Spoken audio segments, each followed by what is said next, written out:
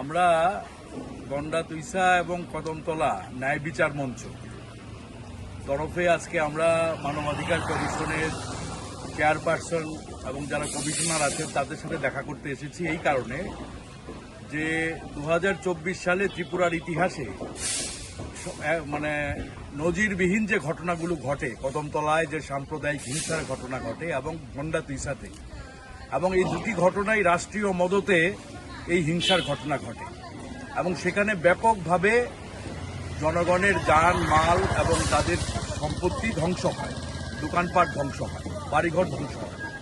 তারা ন্যায় বিচার পায়নি।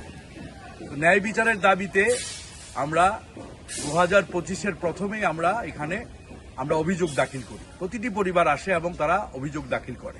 এখন অবধি প্রায় 80টার উপরে অভিযোগ দাখিল করা আছে। তো আমরা দেখলাম যে কমিশনের তরফে তদন্তকারী দল যায় এবং তারা দুবার তারা তদন্ত কার্য সম্পাদন করে এবং এরপরে প্রত্যেকে নিজের সাক্ষীও দেয়। এখানে সাক্ষীর জন্য ডাকা হয়, সাক্ষী দেওয়া হয়।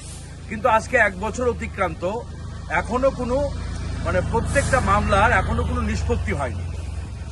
যদি নিষ্পত্তি না হয় 1 বছরের মধ্যে, তাহলে স্বাভাবিকভাবে যারা ন্যায় বিচারের জন্য লড়ছে, সেই লড়াইটা সেখানে শুধুমাত্র এটা জাস্টিস ডিনাইড হয় না, জাস্টিস ডিলেড জাস্টিস ডিনাইড না, এখানে মানব অধিকারও ক্ষুণ্ণ হয়। তো সেই দিক থেকে আজকে আমরা এসেছি যে কমিশনের সাথে আমরা কথা বলতে, এবং পিটিশন আমরা নিয়ে এসেছি যে দ্রুত আমাদের মামলাগুলি নিষ্পত্তি করা।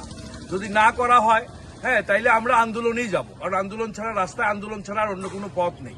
সাংবিধানিক সংস্থাগুলি যদি ন্যায় বিচারের পথকে সুগম না করে এবং মানুষ যদি ন্যায় বিচার না পায়, তাহলে মানুষ তো রাস্তায় আন্দোলন ছাড়া আর কোনো জায়গা নেই। বাবা সাহেব আম্বেদকর এবং আমাদের সংবিধান প্রত্যেকের জন্য ন্যায়, সমানতা, প্রত্যেকের স্বাধীনতার গ্যারান্টি করার কথা বলেছে রাষ্ট্রকে। সংবিধান এই অধিকারগুলো আমাকে দিয়েছে। তো আমি কেন ন্যায় পাবো না? আমি কেন সমানতা পাবো না? কাজে ন্যায় এবং সাম্যের যে লড়াই, এই লড়াই আমাদের জারি রাখতে হবে। এই লক্ষ্যে আজকে আমরা এসেছি এবং এটা আমরা দাবি করেছি। মাননীয় কমিশনার তিনি বলেছেন খুব দ্রুতই, ইনভেস্টিগেশনের কয়েকটি জায়গা বাকি আছে, খুব দ্রুতই তিনি এগুলো নিষ্পত্তি করবেন বলে তিনি আমাদের কথা দিয়েছেন। আমরা ওনার সাথে কথা বলে এখন বেরিয়ে এসেছি।